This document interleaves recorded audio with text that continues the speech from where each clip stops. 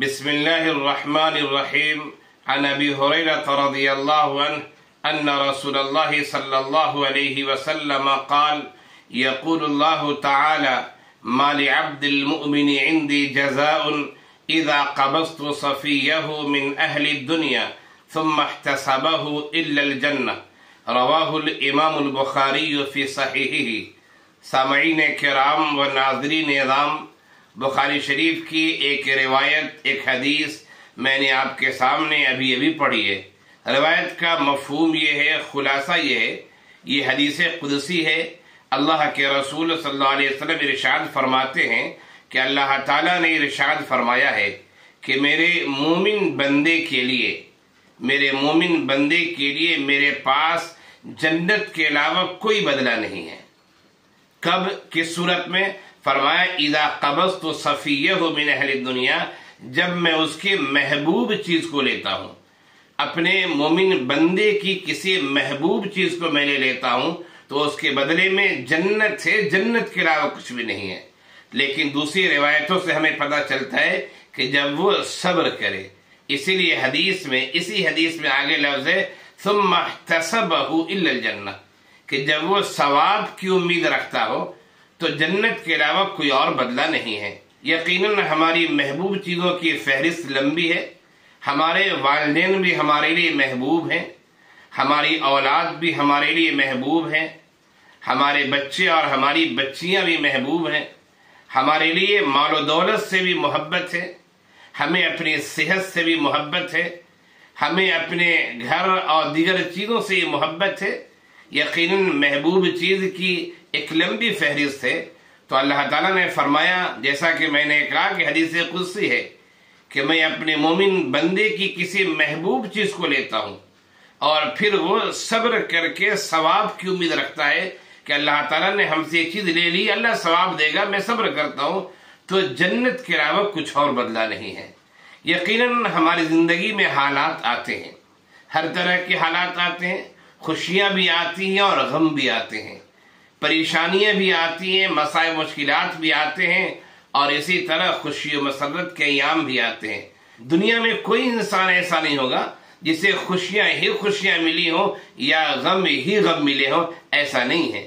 انسانی زندگی میں دونوں حالتیں آتی ہیں، لہذا دونوں صورتوں میں اللہ کی طرف ہمیں رجوع رہنا چاہیے اور یہ سمجھنا چاہیے کہ یہ اللہ کی طرف سے حالت ہے۔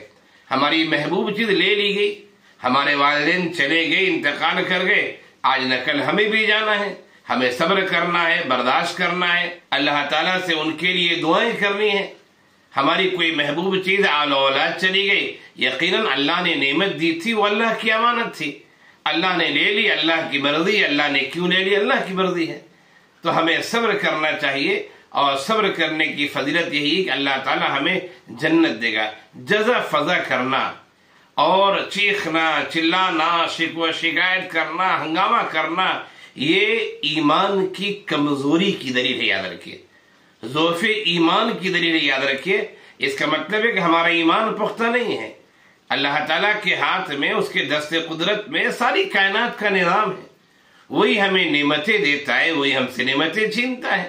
نعمتیں لینے کی دو وجہ، بنیادی طور سے دو وجہ ہو سکتی ہیں، یا تو ہمارے اعمال کا نتیجہ ہو کہ ہماری بدعمالی کی وجہ سے وہ نعمت چھین گئی ہے، یا یہ بھی ہو سکتا ہے کہ اللہ تعالیٰ ہمیں آزما رہا ہے، پرکھ رہا ہے، امتحان لے رہا ہے، اس وجہ سے اللہ نے ہم سے وہ نعمت لے لی ہے۔ لہذا اس طرح اگر نعمتوں کا زوال ہو، خاتمہ ہو، تو ہمیں محاسبہ بھی کرنا چاہیے، دعائیں بھی کرنی چاہیے، اور صبر سے بھی کام لینا چاہیے۔ میرے گھر میں بھی 2 لڑکیوں کے بعد ایک لڑکے کی ولادت ہوئی تھی، وہ تقریباً 4 مہینے رہا، اور پھر اس کے بعد اس بچے کا انتقال ہو گیا۔ اللہ تعالیٰ نے اس کے بعد نعم البدل کے طور پر کہا جائے 2 لڑکے اور عنایت کیے۔ اللہ تعالیٰ ان دونوں کو صحت و تندرستی کے ساتھ رکھے، دین کا دائی، اسلام کا سپاہی بنائے۔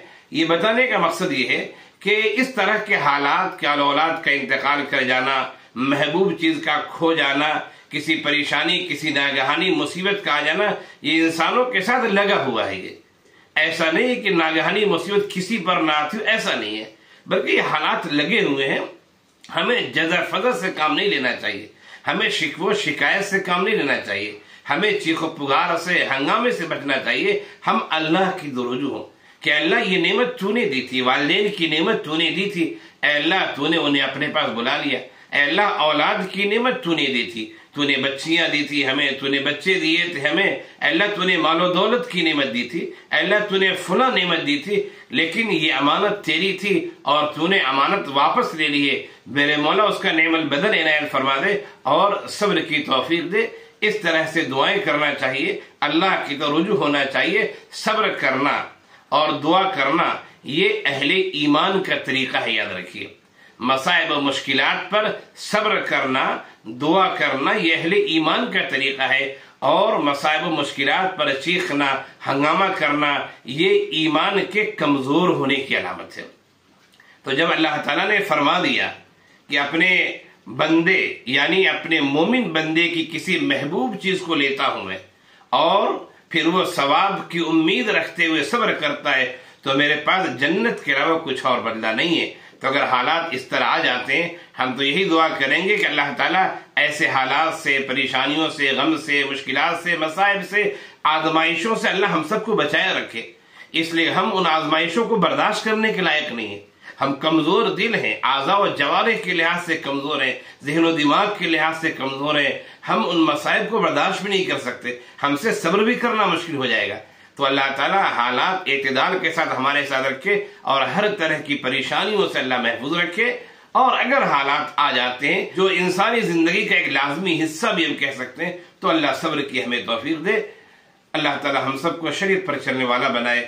آمین یا رب العالمین.